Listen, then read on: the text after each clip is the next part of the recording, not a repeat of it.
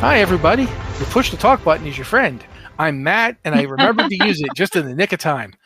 With me are Joe and Liz, and we're doing this Blizzard Watch podcast where we talk about Blizzard Entertainment and its many games. Guys, I am still kind of riding the high of War Within and have been doing almost nothing but playing that and sometimes other games just kind of as a break. So, let's go right into something here.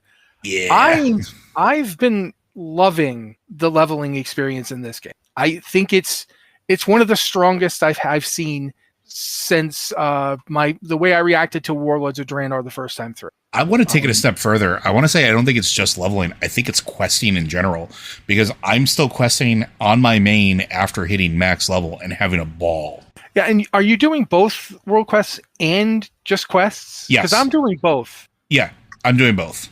So like I'm working on my third 80, by the way. Yeah, I know. Oh my gosh. I'm thinking about it. My warrior must hit 80 now. I can feel Matt's powers growing as I level this warrior. Yeah, it's weird. The warrior really actually felt a lot better than I thought it was going to be. It's so good. I want to level some of my dwarves though. Yes. It feels bizarre not to have a dwarf ready to go, so I have to get my dwarves ready. I think my dwarf paladin's going to go through next. And I know I want to let Liz talk, but I think maybe that might be part of it too. Is like my main is a dark iron dwarf. I've done a bunch of race changes over the years on my shaman, but the longest it's been is basically been dwarf for as long as I can possibly imagine. So going into here as a dark iron, especially with and I don't want to ruin anything for like spoiler wise, but with the campaign chapter that released today, being a dark iron dwarf, entering that section of the story, it made me so happy. Like I'm sitting here whooping and hollering, trying not to wake up my partner. And I haven't done that in forever, but like it's really strong. Like everything just feels really good and really tight. And I'm worried that there's too much gas. Like the pedal's too far down right now, but I don't know if I care. I just want to ride it because like it is. I'm having a blast. Liz? Yes, I've been having a lot of fun. I've had stuff that's kept me from playing nonstop, so I am not quite as advanced as y'all are. I did finish the main story campaign this afternoon. I finished the latest quest. See, I haven't even done it yet, so you're not behind me. Don't worry. I have not. Yeah, see, you're a little ahead of me. Okay. But I haven't done a lot of the side questing because I knew I wasn't going to have a ton of time these couple of weeks, so I kind of mainlined the main quest, and I did that, but I still haven't done a lot of side stuff. Like, I finished the main campaign quest, but I'm still, like, 2 side quests series away from unlocking the Earthen, and I'm not even sure where to go. Fortunately, there's a post on our website that I could go and read and figure that out. Haven't done that yet. Yes. Don't have a lot of time to play because there's so much happening in gaming right now. Yeah. That I have to write post about. We all got things to do. That's the problem. I was like, oh, I better make sure to get everything, my ducks in a row before we do the podcast so I can talk about it and not feel like a moron. Because last week I was like, I'm not even 80 yet, and you guys all got 80 in the pre thing, and but yeah, I wanted to talk about. I don't know how to explain this. I don't. Have you guys been doing delves at all? Yeah. I've done a handful of them. I do them when the questing tells me to, or I get a nice little reward from Mr. Bronzebeard. I just keep feeling like playing the delves. It's like they figured out how to make me like Torghast. They broke it up into chunks and scattered it across the world. Yeah, and I got like a sassy dwarf hanging out with me, kind of making things worse sometimes, but in a way that I'm so used to. I am used to Bronzebeard messing things up for me. So it's kind of like, buddy. You hit the nail on the head, though. Like, it's doing the thing Torghast promised to do, which was bite-sized, I don't want to say roguelike runs because your runs are very similar. The delves are not exactly set up to be like ever-changing things, but bite-sized content that serves a niche, fills a gap, and like gives you a reward. So like you can jump in, it takes you 15, 20 minutes to run through a delve, and as you get coffer keys and unlock higher difficulties, you get better rewards. But that was the one thing that Torghast didn't do well, which Torghast just felt like it took bloody forever. And that was always my problem with never being able to do it. Like I have a very busy schedule. I have 2 almost full-time jobs at this point on top of the website itself and the podcasting. And so when I get to enjoy content, I want to be able to pause it or step away or jump in, jump out or come back. And delves fill that niche when like, okay, here's something I can do in like 15, 20 minutes, get something cool for it, or, you know, maybe yell about how bad of a healer Braun is. And then I can go about my business on other stuff. There's no like 2-hour commitment. Warrior. This is why you want to play a warrior in delves, because I don't need him. Well, now that I remember where my cooldowns are, I don't need him either.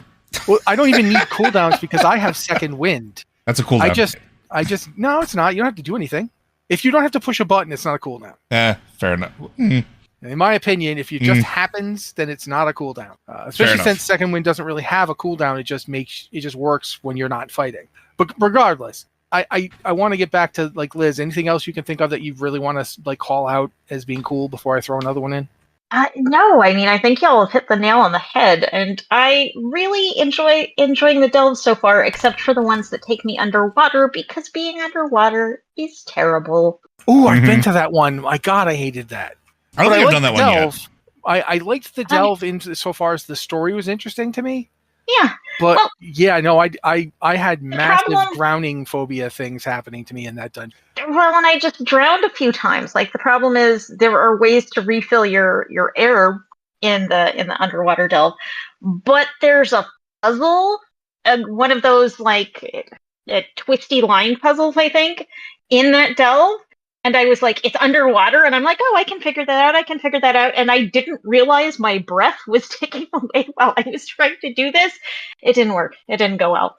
So if I were leaving a Yelp review for this delve, it would be not good. 0 out of 5 stars. Help, I'm drowning. This was not what I wanted when I signed up for this. Yeah. No, I haven't experienced it yet, so I'm curious if I'm going to have such a visceral reaction. You know what you should do? Do you remember the Sonic drowning music? Play that while you're trying to solve puzzles. Just equip your Tuskar fishing pole. I don't have a Tuskar fishing pole. What? I don't want to go. Joe, I don't fish. I rolled this character in Remix, so it is new to this world. It has no old reputation. Nothing. As Red in chat is pointing out as well, that delve apparently has an extra action button as well that allows you to create a water bubble or an air bubble on top of you. After you get to a certain point, you rescue a certain number of Niffin, I think, and then they'll come and help you. I struggled, but I'm not good at a lot of things. This is apparently one of the things on that list.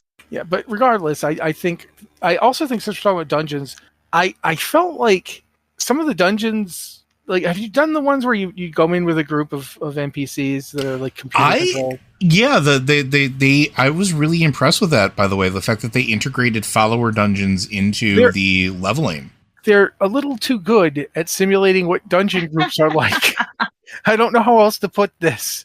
Baelgrim pulls like he just discovered tanking and is super excited at the prospect. And I don't know who the healer guy is, but I swear to God, he actually says things like, hey, I'm trying to heal you. Stop moving around. It's like, wow. Okay. I can't speak as to the quality of this group because I honestly wasn't paying that much attention. We didn't die, so that's pretty good.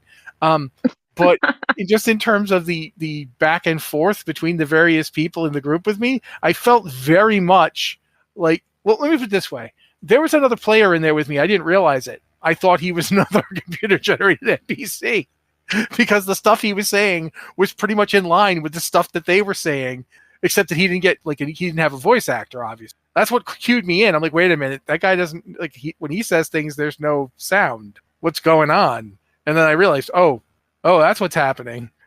He's actually a person like me. We're both. I don't think he knew I was a person right away either because I don't talk a lot in dungeons. I don't use the chat function. I don't think anyone talks a lot in dungeons. I don't mean vocally. I mean types. I don't type anything. Yeah, I don't think people do that these days. it's a brave new world in which we speed run everything without any communication. Well, at one point though, he said something like, "Man, I hope we're supposed to jump down this." And I typed back, "Yeah, it's going to be weird if I die just now." And then we both kind of realized, "Wait a minute, you're a human being." Oh wow, this is odd. And it wasn't a bad experience. Like I said, they've actually made it surprisingly work, but it felt almost uncanny valley in how close to a real group they were. Pilgrim just does not understand the concept of mana. Like he's just running face first into yet another pool full of monsters. It's like, buddy, calm down. We don't have to do this in 5 minutes. You're a piece of code. You're not going anywhere, Veilgrim. So yeah, it was. I liked it, but I also want to see what they do with it as they progress with it. I want to see how it goes as when we're using it more often. I will say that I've heard from people that they really, really enjoy the fact that it's there. Especially with otter playtimes, because it allows them to continue through the game and not have to sit back and wait, especially with so many quests that take you to the dungeons and to the delves and things like that. Being able to do them with NPCs, huge win. Yeah, I could see that. I could honestly believe that, because it was a lot nicer to just go in and get it done, rather than have to immediately find a group to get this thing you're doing as a single player. Now the quest takes you into the dungeons, and now you have to find 4 other people to do it with you. Because, sometimes I'm up at like 3 o'clock in the morning here, guys. I don't always play it like during the day, because during the day is like family time and talking to people online time and getting people to, tell me who to talk to in the government to help my sick wife time. It's not necessarily video game time. So video game time is usually, everybody's asleep. I should be sleeping, but instead I'm going to stay up and play World of Warcraft for 4 hours. Sounds like me. So yeah, it's helpful to just be able to go into the dungeon and not have to worry about. I mean, for years my only salvation was Australians. Now my salvation is Australians and AI generated characters. I mean, it's an interesting world we live in. I really feel like the game changer about follower dungeons is I can go into a dungeon and be like, oh, my interface isn't working out. I'm just going to sit here and figure it out. Okay, I need to set up a weak aura. Okay, that's working. I've spent a significant amount of time, possibly not enough time, in a follower dungeon just testing out my interface. Like, okay, this works right. This weak aura pops up at the right time. Because when you need things like that, if you need an add-on to be working, if you need some kind of thing to be working to do your job in an instance, it needs to be working. And usually when you're in a group, remember having to invite random guildies, like, hey, who's online right now? Who can I invite to group? I need to mess with my UI. Yeah, who's online, just so I can see party frames on my screen and make sure they're arranged right and make sure they show the appropriate buffs where I want to. It's actually a really simple thing, but it's like now instead of having to invite random people to groups, just so I can see the broader user interface and test things out, I can just go into a follower dungeon and do it. And you can set your little crazy minions and say, okay, you're going to follow me, and you can just stop in the middle of the dungeon and be like, okay, is this working? Is this working? Does this look right? Does that look right? I thought that was great. Yeah, it's really useful. But this is the most fun I've had in World of Warcraft for a very long time. And again, I didn't dislike Dragonflight. My only problem with Dragonflight was it felt to me like it was just kind of throwing stuff that was the same thing but different over and over again, where it feels a lot more incorporated into the War Within. One of the things I loved is when you go and you ask Farron, like, okay, I just discovered world quests, and she's like, what do you want to do? And you can do these 4 things. You can pick one of them to do. It's like, you can go to this dungeon and that'll satisfy you for the week, or you can do these world quests, or you can do this. And I'm like, wow, okay. I like, it just feels like it's more designed to respect your time. Yeah, this is the expansion of player agency. Yeah, I feel like it really is the expansion of respecting your time. The game realizes that you've got other stuff to do with your life. It doesn't want to make World of Warcraft laborious for you. Not that it doesn't still occasionally make you do a quest where you're like, I was doing a world quest today where I literally was screaming at the screen because every giant flaming bee that I ran into was an elite. Like, go kill a bunch of these things in this area. They're all elites. Like, what are you doing, game? I'm definitely feeling like I'm going back in time. Oh, bloody heck! I want to say Winter Spring. No, not Winter Spring. Oh, bloody heck! The Wildhammer place, the first place you would meet the Wildhammers, Airy Peak area, the Hinterlands. Yes. Man, I had to when you first time you got there and you went to that troll city, and it was like an open troll city, and you started going up, and everything was an elite all of a sudden, and you started dying horribly over and over again. That's what it felt like. I'm like, I can't believe I've gone to the troll city, but it's bees. It's the troll city full of bees, and they're all killing me. I'm dying repeatedly to these bees. Yo, bees are no joke. This expansion has taught me to fear bees even more than I already do. All right? Yes, bees are not a joke, man. They're on fire, for one thing. I don't know who decided that was a good idea. But yeah, no, I really, even then, I thought it didn't need to do it. I remember realizing halfway through it, I could stop doing it if I wanted to. I didn't, because it's me. Once I start murdering bees, the bees die until the bar is filled. But you only get like 2 chests a week. Like, well, no, you don't only get 2 chests a week, but after the first 2 chests, they stop dropping gear. The special weekly chests, only 2 of them give you gear rewards, so you don't have to farm every chest to get gear. You can stop after the second one. You're like, okay, I can do something else now. And I feel like everything has that kind of feel to it. The design element of we want to make it so you don't have to grind this as much. Speaking of lack of grinding too, I do want to point out that the other weekly thing you do, where it's like, here's a thing, go do this thing, and here's a huge chunk of rep reward for it, which is separate from the Faerun weekly thing or that table's weekly thing. It's I can't remember the NPC's name, but they're just kind of chilling off to the side, like leaned against the fence post. It's like, hey kid, go do this thing and I'll give you 1,500 rep with whatever faction you want. Is really, really useful. It makes getting to renown levels, especially when you're gearing early, really, really easy to get, especially when the first 3 factions that you come across, so the Earthen, the Assembly of the Deeps, I think is the other one, and then the Arathi. When you get to each of them, you want to get to like Renown 7 as quick as possible if you're interested in gear, because each of them will have a core gear slot for you at a high eye level. And it makes it really easy to do that. So like, I just hit Renown 7 with Arathi today, and I haven't done any of the Arathi quests. I literally just cleaned up what was in the Ringing Depths. Like, I finished already questing I had there. Now I'm moving into Arathi, but I was able to hit Renown 7 because I was like, oh, I did the weekly thing. I just got 1,500 rep. Here I am, and I'm almost at Renown 8 already with them. It makes it really easy to catch up and fill that gap. I heard you talking earlier, Liz, so I'm waiting for you to get to talk. Oh, no, carry on. Okay. I feel like we talked a lot about the War Within. We should talk about how to unlock the Earthen.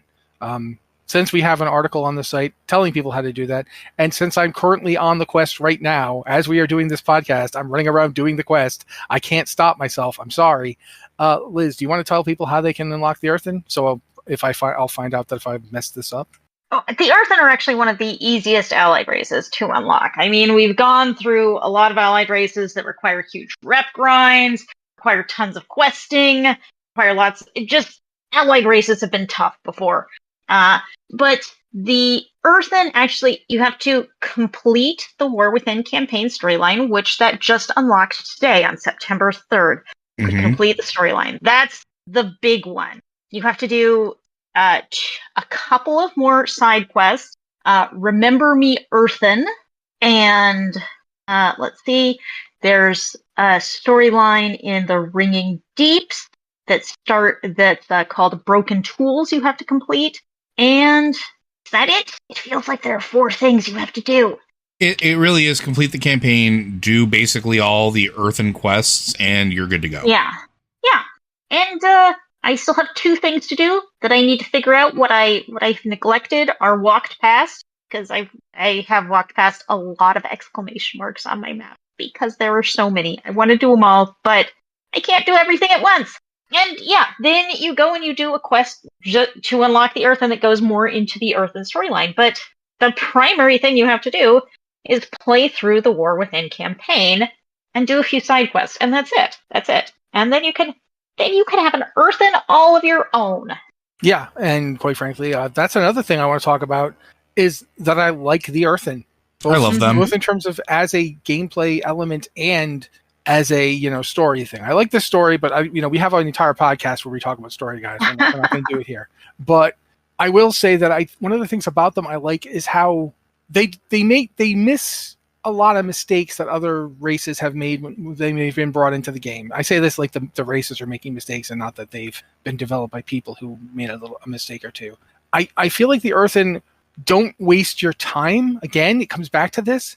They don't spend a lot of time doubting you. They doubt you at first because, no sane person would trust the boatload of maniacs that just blew up a giant city in front of them.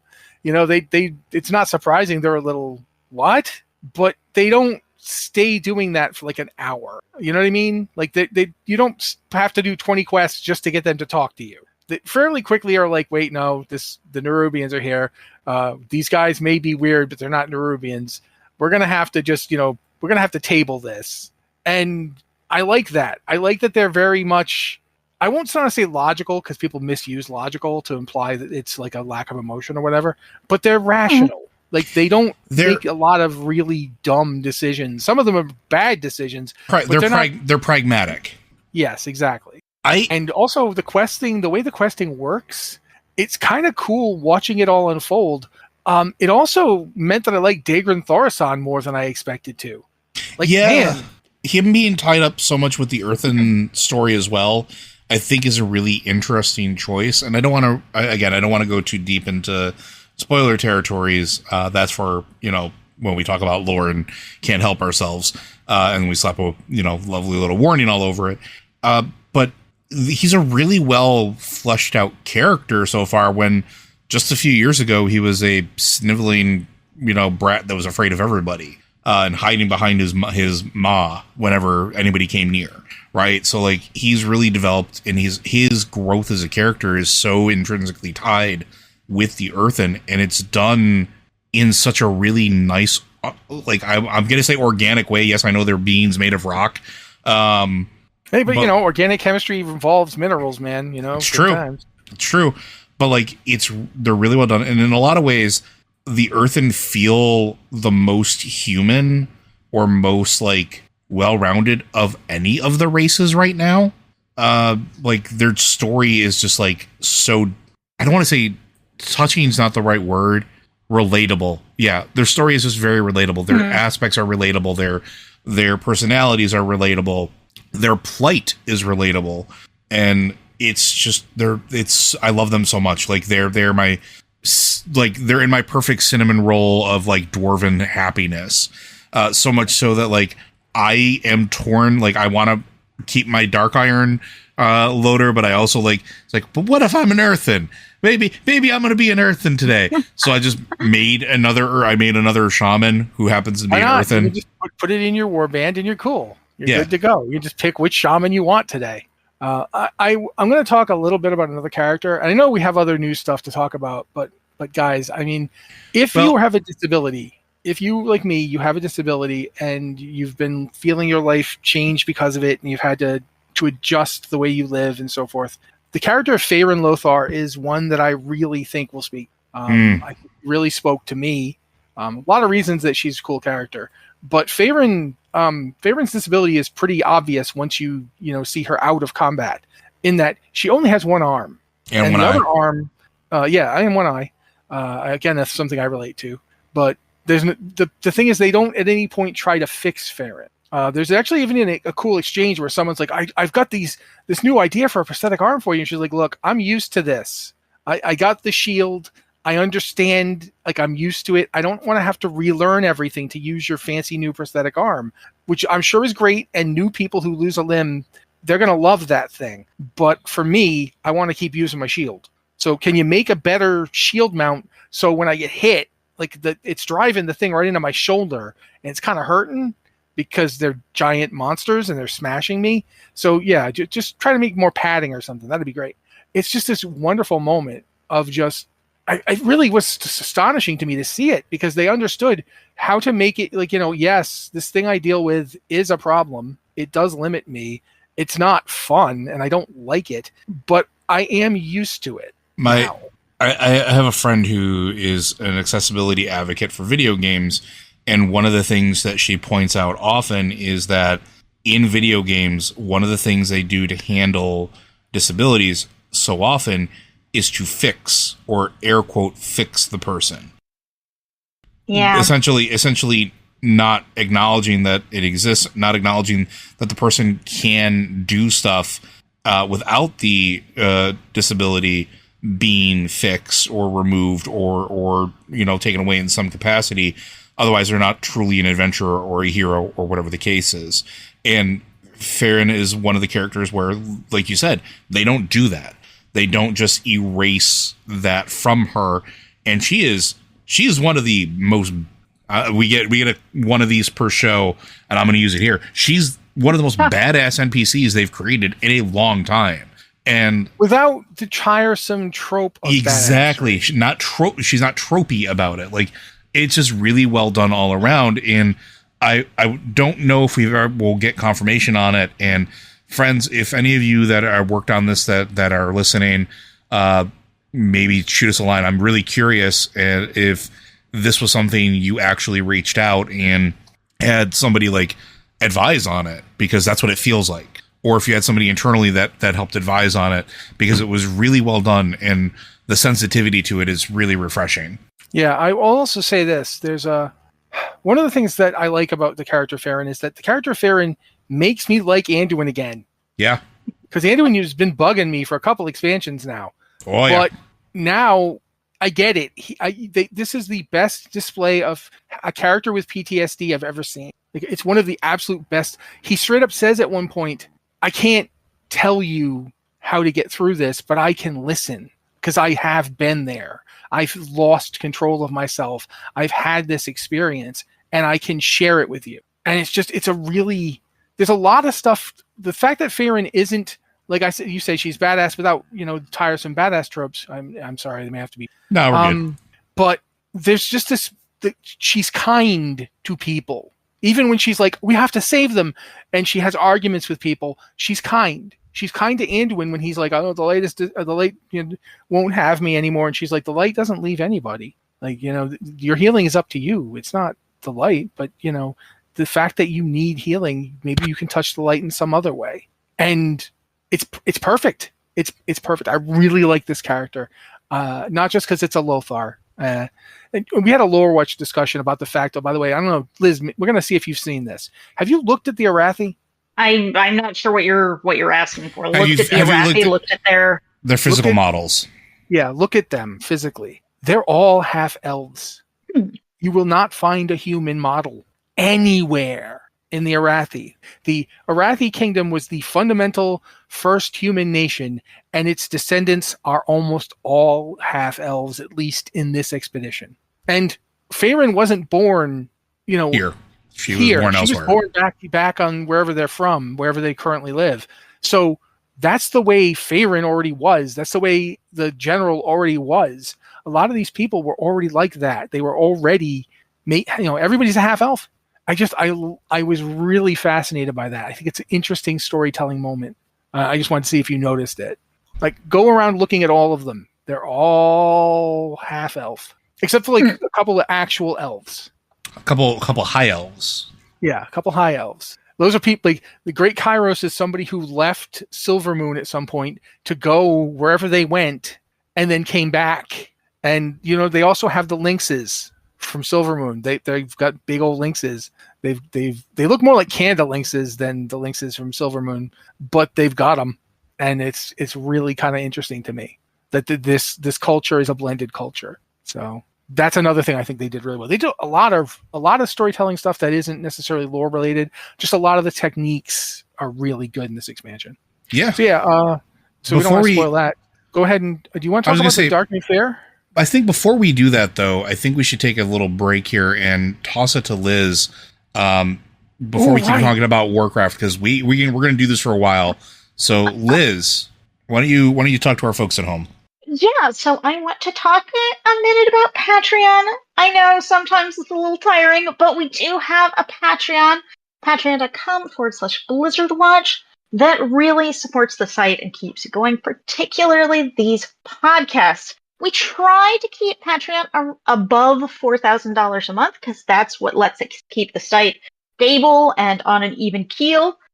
It's getting a little close to that level, so I want to remind all of you to support us on Patreon if you can afford to do so. We have a goal to try and get back up to $4,500 a month, which, it helps us create content. It helps us do new, interesting things. We have been doing a ton of stuff with the War Within this past week. I've frankly been overdoing my post budget, so trying to make it work. Anyway, we've been doing a ton of new content. War Within, Diablo 4 expansion is coming out in October. There's also Dragon Age the Veilguard that we're going to be talking about some because we love RPGs here. We want to talk about some more of our favorite games when we can. We're already talking about doing some Dragon Age lore watches, which I have seen some people request. We're gonna try to do some bonus lore watches that are just about Dragon Age, I think, because we've got so much going on right now. So much going on with the War Within, with Diablo 4, that it's hard to fit in. Just stop talking about those things to talk about Dragon Age, even though we really want to. So I'm going to try to do some bonus episodes. Your support on Patreon is going to help us do that. If you enjoy tabletop, for the next couple months, we're going to try to do a couple of tabletop games to put out on the podcast streams for your enjoyment. We're doing a lot of things to try and improve these and make them easier for you to listen to and make it easier to figure out what to listen to. We're playing some different kinds of games, which I'm very excited about. And we're doing so many cool things, and we have big plans for our 10th anniversary. Can you believe that? Our 10th anniversary is coming up next year. We got big plans that I will share with you when they're kind of finalized a little more than they are now. But your support on Patreon is what makes all of this possible. So if you can, please go to patreon.com/BlizzardWatch and toss us $1. $3, you get early access to the podcast. $5, you get ads free on the site. Any help you can give us keeps this site going, and it lets us do more cool things that I hope you enjoy. If you're listening to this and you don't enjoy it, I'm sorry. But I would also be kind of like, why do you keep doing so, man? Tell us. No, seriously, this is a serious statement. Tell us why you listen. If you're not enjoying what we're doing now, tell us why you started listening and what you want to see, like what you want to hear from us. We can't give you things if we don't know you want them. So yeah. And if you have things you want us to talk about, like we're planning to talk about Dragon Age, but if there are other games you'd like to hear about on Lore Watch, we do try to keep it Blizzard focused, but there are so many other games out there that we love. So let us know, support us if you can, and thank you for listening. All right. Thank you very much, Liz. And now back to our regularly scheduled programming. Matt. Yeah, where I try to get you to talk about the auctioneer bugs.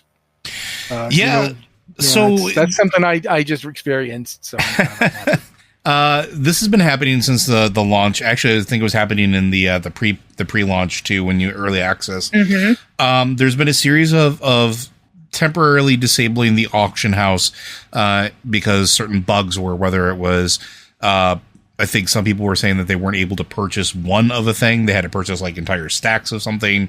Purchases not going through, it not giving you your money, like a whole bunch of random things. And to be fair, that kind of makes sense. They're doing a lot of different things with like how reagents work, how gear works, and how things are pushed out there. So not terribly surprising. The good news is that unlike in the past where they've had to take the whole game down, because in the past there have been auction house bugs that have caused them to take the whole game down for like an hour or a day. This just turns off the auction house for a little bit. We just had another one here as well that I think was performance related, and that they were releasing some changes or are going to be releasing some changes to address that, because there's a lot more stuff going through the auction house now than maybe there ever has. And we also saw the same thing happen with crafting orders as well, I think last week. And I don't think we mentioned it here, but the same type of thing happened where there was just so much traffic that it was causing performance issues. And then they had to shut it off, perform a maintenance, and then turn that feature back on. But I think it's really neat because it shows how much they can do sort of live without having to take you out of the game. It's really fascinating how far this game has come. And everybody's going to turn to dust when I say this, the last 20 years. Oh my gosh. So yeah, that's really the meat of the auction house bug. There really isn't much more with that. Matt, do you? Yeah, I was basically, while you were doing that, I took the opportunity to advance myself a little further in the Earthen Quest. Guys, it's addictive, I'm telling you. But also, I do want to mention, since you're talking about the auction house, and I feel like it's a relatively good segue into the Dark Moon Fair, because that's up this week. And if you are trying to get your professions up, what's one of the reasons you're at the auction house, right? I mean, come on. We can't, not all of us It's actually true. have the ability to just go out and get all the materials we need. Sometimes that takes a long time. And, Yes. Yeah. And professions in the War Within actually require a substantial extra amount of materials than they did in Dragonflight. So it's a big deal. Feels like much more of a profession grind, which sends more people to the auction house to get materials, which pushes prices up and makes everything with professions that little bit more annoying. Yeah. I don't really know what else to add to that besides the... Well, my point is just that, if you're currently, like me, trying to level your profession while also trying to play the game, one of the things to keep in mind is the Dark Moon Fair still has the ability that they had in Dragonflight to give you profession points if you do the various quests you can get out there. It's a really... When professions take so much material to level, getting several points from just doing quests is a huge buff. It's a bonus to you. It makes it's another one of those time saving measures, and it feels more important. So if you go and do the Dark Moon Fair this month, you will get, you do the profession quest for your profession of choice at the Dark Moon Fair. You will get 3 knowledge points and 2 skill points. I hope I don't have that backwards. I'm pretty sure 3 knowledge points and 2 skill points, which isn't much, but you can just go do it and give yourself that tiny little boost. You can do this every month of the Dark Moon Fair, first week of the month. And that's this week. So that is this week. Yeah. So if you are thinking, okay, now what do we do? That's what you do. You just go to the Dark Moon Fair. You do the profession quests. There's quests for every profession, I'm pretty sure. Yeah, there are. Even archaeology, I'm not sure about the archaeology one, but okay. There is an archaeology one. It's a children's sandbox where you have to go and donate archaeology findings to, so that the kids can play in the sandbox and dig up treasure, which is actually really cute. Yeah, it's super cute. Nice. That's actually kind of sad I don't do archaeology anymore. But yeah, other than that, I guess the last thing to mention about WoW is the September trading post, which in this thing, Liz was writing this one, and she was like, it's kind of lackluster. And I'm like, I loved it. I just bought a ton of gear off that thing. I was like, oh, yay. Yeah. So but again, I guess, I'm a pirate at heart, so it fits. That's the thing. Everyone's going to look at this and have a different opinion. You know, some of us have a particular transmog thing we're going for. Some of us have a different particular transmog thing we're going for. I mean, this month is very piratey because in September you've got Talk Like a Pirate Day. And this has your looks. This has your looks for that. Yeah, it's it's a canary yellow pirate suit or admiral suit or whatever you want to call it. It's just crazy. And here's the thing: one step closer to my hunter becoming Malcolm Reynolds. For me, I'm straight up. I'm a pack rat. A lot of times I collect things not because I have any use in mind for them, but because what if I want to use them? Of course, why shouldn't I? It's mine after all. Like, no, 100%. I'm with you there. So that's why for me, I just went in and bought like the cutlass, which is a giant 2-handed cutlass, which by the way, that's not what a cutlass was. They were not giant 2-handed weapons, but I don't care. I bought like a much more subdued sword, and I bought the rapier, and I bought the boarding axe, and just, I was like super happy.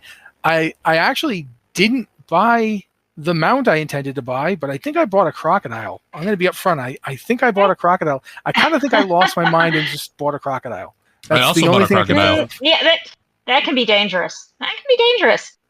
some of this is recolors of the Plunderstorm stuff.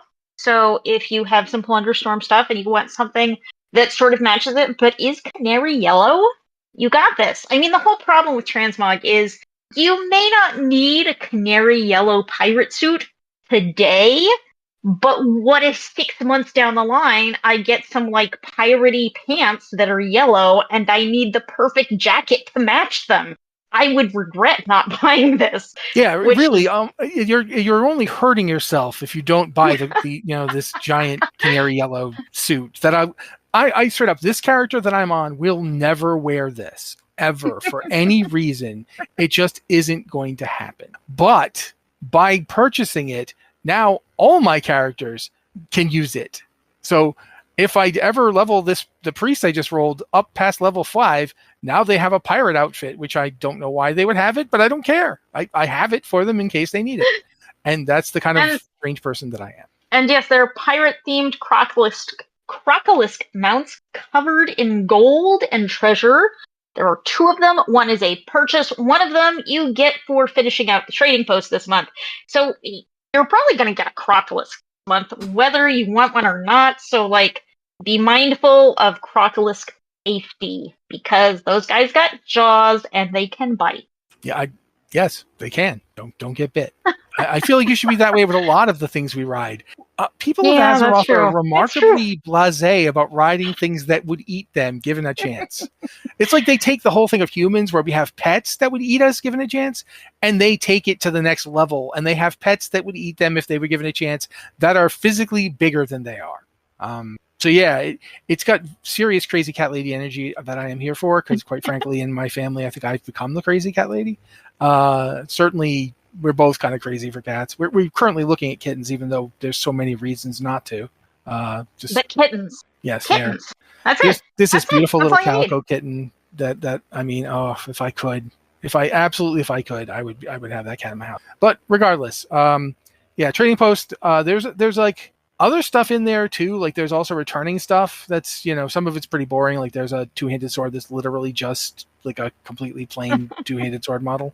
I actually thought it was a missed opportunity for them to bring back some of the early crafting recipe models, like the Moonsilver sword, the Moonsilver broadsword, and so forth, because those are good models that don't really get used by anything today, as opposed to the model for the one that they have on the trading post, which is still a plain model, but it's one of the newer, chunkier plain models.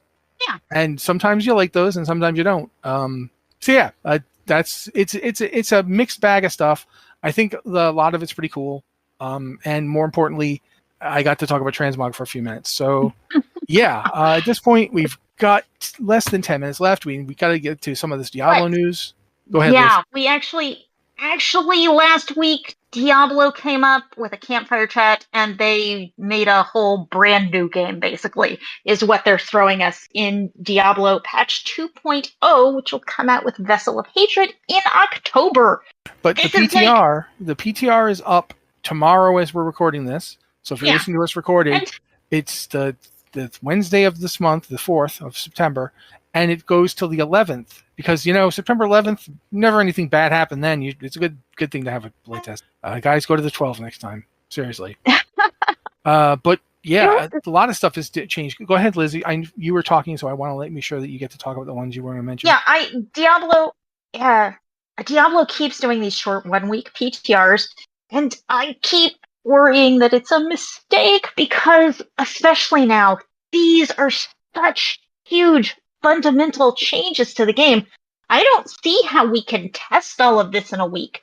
Do you want to run down the changes for us, Matt? The big ones? Yeah, I'm going to be upfront and say they can't test this all in a week. It's not possible. Yeah. So I hopefully it's a targeted test they got going. But they talked about one of the things I liked. The first thing I liked when I was watching the campfire chat was they talked about how they had done itemization changes to speed up progression. Like that's one of the things that they were aiming for, and now they're doing it with everything.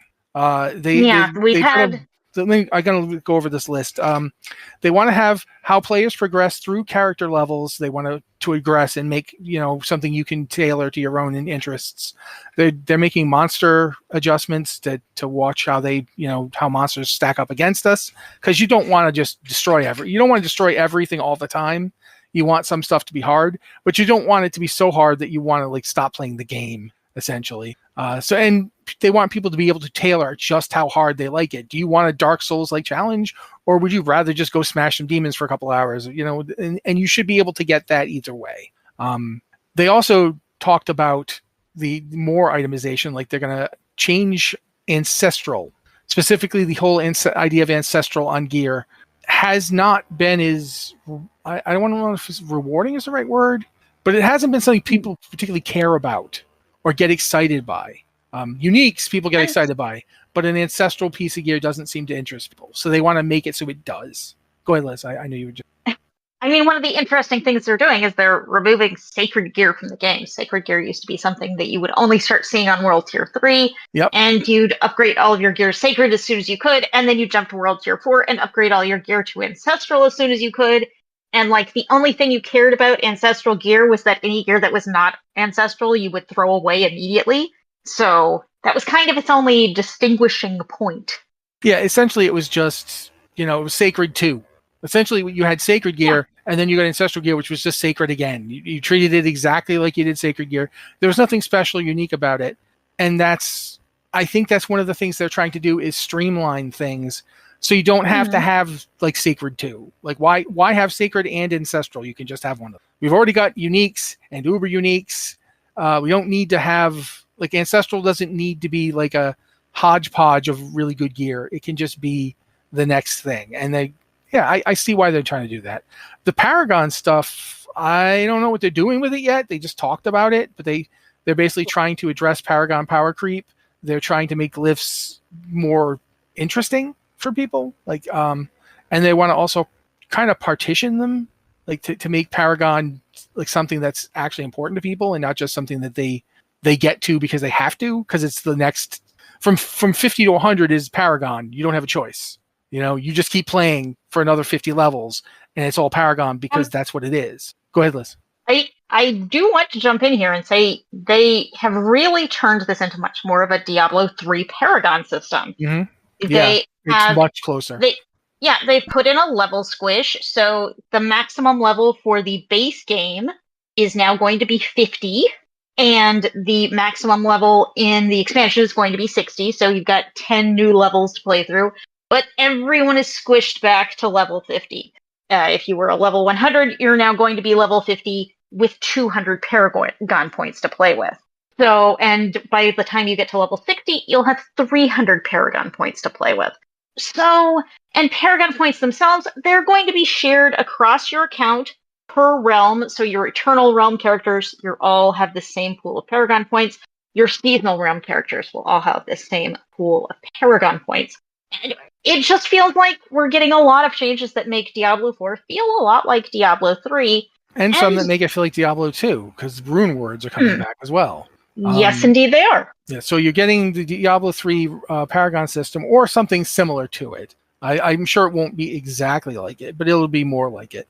And then you're going to get Diablo 2-esque rune words, which again probably won't be exactly, but it's interesting that they didn't have rune words at all in Diablo 3. They didn't even have rune words for like a season thing. You'd think they would have, because rune words is such a big Diablo thing to so many people. Like I know, Joe, I know you must immediately have feelings about rune words when you hear about them, because it's so much a part of Diablo 2. Yeah, I loved rune words. I thought it was one of the best things that ever happened in the game, and anytime somebody says it, I definitely get a little excited.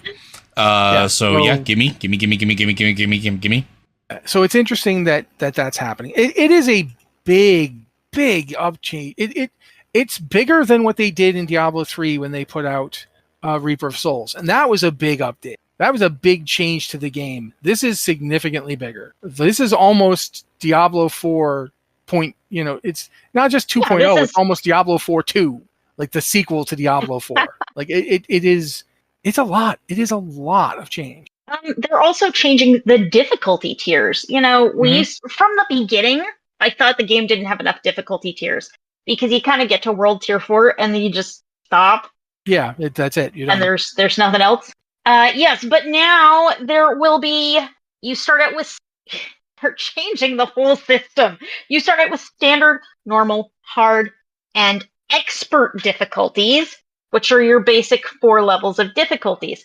Then you get 4 torment difficulties, which will also sound familiar if you played Diablo 3.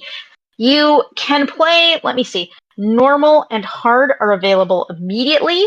Expert is unlocked by completing the prologue, so you'll have that pretty quickly if you want to jump the difficulty immediately. And Penitent will be unlocked at level 50. Wait, yes, Penitent. I think I may be mixing this up.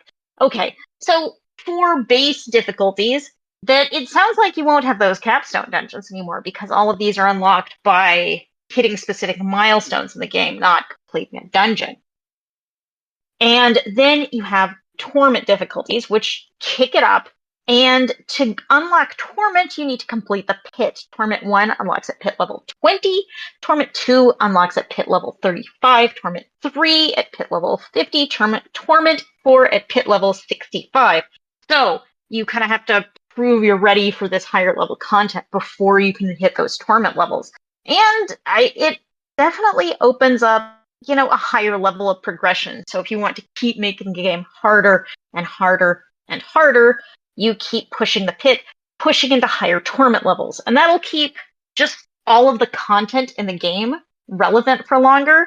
Because one of the things was you hit World Tier 4 and you would do open world content, but open world content only scaled so far. You had to go into nightmare dungeons, high level nightmare dungeons, or high level pits to get content that kept getting harder. So that was always, it felt a little awkward. You were kind of abandoning the rest of the world. So yeah, now you'll logistically be able to do that without that. That's not good. Yeah, and they've also kind of switched the role Nightmare Dungeons and the pit play in the game. It used to be you did the pit for masterworking materials to upgrade your items at those higher, super high difficulty, super high levels. And you would do Nightmare Dungeons to level up your glyphs to help power up those Paragon boards. And now they have switched that. You'll be running Nightmare Dungeons to get your masterworking crafting materials, and you will be running the pit to upgrade your runes that go into your glyphs, not runes. Can't confuse those. Now we're going to have runes and rune words. So everything's really shaken up in Diablo 4 starting in October, which is really close. It feels like that's just around the corner. Do you remember that time we were talking about how it seemed like they were backing away from Diablo 3 stuff? Mm-hmm. It feels like they've decided that was a mistake and that they're going to go forward into Diablo 3 full steam ahead. Like a lot of this is Diablo 3, and the stuff that isn't is Diablo 2. Mm-hmm. So that's interesting to me to see that the game. I mean, they were talking about trying to embrace previous games, but it feels like they've decided, we didn't embrace them significantly enough, so now we're going to embrace them much harder. And that's really interesting to see. Like you've pointed out, that having the pit be the arbiter of difficulty after you get to a certain point makes the pit a completely different experience, because rather than just using it to gear up, you're using it to determine the kind of gameplay you're doing. And it also the Diablo team kind of decided this was the role the pit was better suited for, because the pit is also a lot like Greater Rifts than Diablo 3. You're kind of speed running it and killing as many things as fast as you can to get to the end boss and kill him. And whereas Nightmare Dungeons are something, obviously you're trying to speed through, but you could take a run turn, you could end up having to kill these whole packs of mobs over here. That's really annoying because you're just trying to speed to the end of the dungeon. And now, when you're doing the pit, you will be. It's focused on running to the end as fast as you can. You're going to run to the end, get your glyph experience to level those up, and then you're done. You run another one. And when you're doing Nightmare Dungeons, it's no longer going to matter if you take a wrong turn. Anything in that dungeon can drop masterworking materials. So you're kind of rewarded for going off the fastest path to the end because you'll get more crafting material. So it makes sense. It makes sense. It's interesting to see them kind of retcon this switch in, but it does make sense in how the system works and the roles these materials play in the game. Yeah, I think at that point, though, we've pretty much covered I mean, there's a lot more we can talk about. We've covered most of it well enough to at least try to do something else, which is to talk briefly about Baldur's Gate Patch 7, which is this week sometime. It's sometime this week. This is the one that's going to have official mod support. There have been mods for Baldur's Gate 3 since it came out. Trust me, they're there. If you want to get a mod that allows like some really weird hanky-panky with the Styrian and a bear at the same time, you can do that. I don't recommend it, but it's there. However, this is now going to be the official mod support. And I think it's a good move on Larian's part because they're effectively done with like major story developments on this game. There's not going to be any DLC. So letting there be mod support, it feels like a good idea for the game to let players do it. Yeah, I'm still surprised by that, by the way. Like, this is a great idea. And I want to make sure that I put out there, I 100% agree with you. But I'm still surprised that this is a Baldur's Gate game that isn't going to have a DLC or an expansion. Yeah, like that, it is kind of nuts. That is mind blowing to me after 1 and 2. But like, I understand why. Yeah, but still, I hope that it doesn't have DLC at this, because that we could get an expansion or DLC to it, just not made by Larian, and I don't think that's a good idea. This game is very much a Larian. I don't think it would work made by somebody else.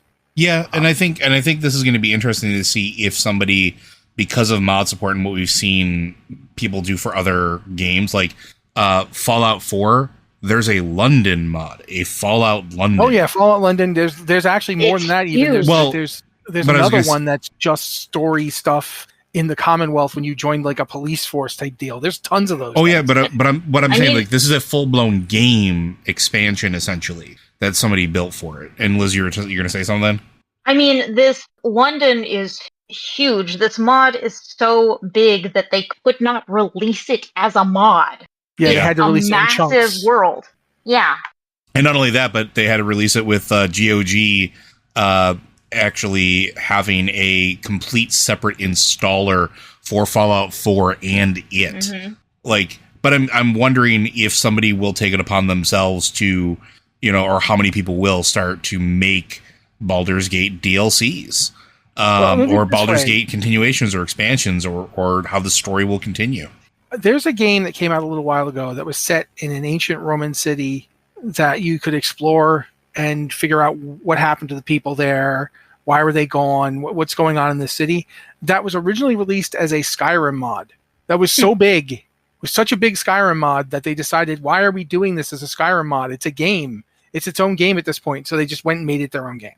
The Bethesda community and its love of modding Bethesda's games to fix all the problems that Bethesda left in them has essentially made Bethesda games immortal. Fallout 4 is still getting like thousands of plays on streaming services. Part of it's because of the Fallout TV show, but it's also because as you just pointed out, like almost more than a decade after the game came out, somebody is putting out a mod to it that is bigger than it. I honestly feel like we will be seeing a lot of mods for Baldur's Gate 3. We already see a lot of them, but they're all stuff like, hey, we put this class that they didn't put in the game, or hey, we put this race that they didn't put in the game. Eventually, we are going to see like someone's going to recreate Neverwinter Nights. We've already seen subclasses. Yeah, someone's going to say, I'm going to recreate Neverwinter Nights, and they'll do it. And someone's going to be like, what about Pool of Radiance? I want to see Pool of Radiance, and they'll do it. And then someone will be like, you know what? Why recreate old stuff when we can just say, all right, you go to the city of Cormyr, you go to the capital city of Cormyr, and you just mess around in this country that has nothing to do with Baldur's Gate 3, and it's essentially its own game, just using the Baldur's Gate engine. People are going to do it because people always do it. I mean, there's one for Kingdoms of Amalur. Mm-hmm. And that's a game like, I loved it, but a lot of people didn't play it. So if that game's going to get that, then I promise you, this game that has so many devoted fans, if there's not going to be anything more from Larian for whatever reason, they'll definitely be putting stuff out. Absolutely. It's not even a debate. Right. But yeah, we don't know when it's coming out. We do want it to come out. Not just the mod support, just because patch 7 actually fixes up some stuff and is just generally... Larian has done a lot of good things with these patches. Go ahead, Liz. Larian did say it was coming out this week. They just did not say what day it was coming out. So we know it's soon. Soon. Very soon. Not to be confused with soon with a trademark on it, because that's a special soon. But yes, soon. But that's basically it. I don't know what much time we got. We are over. We are over. I'm gonna look real fast here. Now, these are all relatively detailed questions. All right, sorry guys. Well, no, it should be expected. We're at the expansion drop period, and that's going to take a lot of cycles. We will get to the questions, we promise. But regardless, we love that you're here. We love that you're involved with the site. Liz, you want to repeat the Patreon stuff really fast before Joe goes into his thing? Just some of it, just so people can get to it. Yeah, please, if you can, support us on Patreon. That's patreon.com/BlizzardWatch. This helps the site keep going. It helps us expand our content. It's going to help us produce more lore watches this month and talk about Dragon Age. If you want to hear us talk about Dragon Age. If you don't want to hear us talk about Dragon Age, it lets us keep doing more Warcraft lore watches as well, in addition to Dragon Age lore watches. So if you can throw in a few bucks, please throw in a few bucks. It really helps. Well, I'm going to do a little modified version since Liz has already kind of covered the Patreon portion. But just remember that you do get early benefits. You get to access our podcast earlier. You get the uncut version of this podcast, which also comes with all of the unedited goodness of the pre-show and the post-show. And we also tend to give you an extra bonus, which is, well, when it comes to those questions that we didn't answer here, but we promise we will absolutely get to, because if you are a Patreon supporter, you can send those questions into us through Patreon. You can also send those to us on Discord in the Patreon Q and Podcast Questions channel, and we'll always look to your questions or topics first as a way of saying thank you for helping us keep the lights on. And even if you can't and you are listening to us, that is still support, and we really appreciate that as well.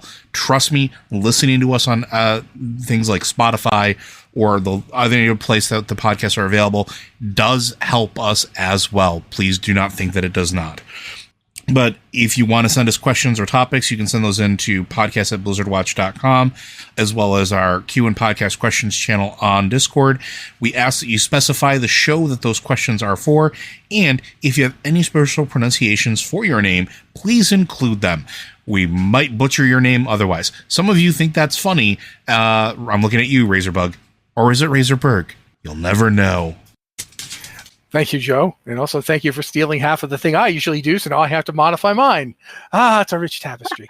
So yeah, thank you guys for being here. This has been the Blizzard Watch podcast.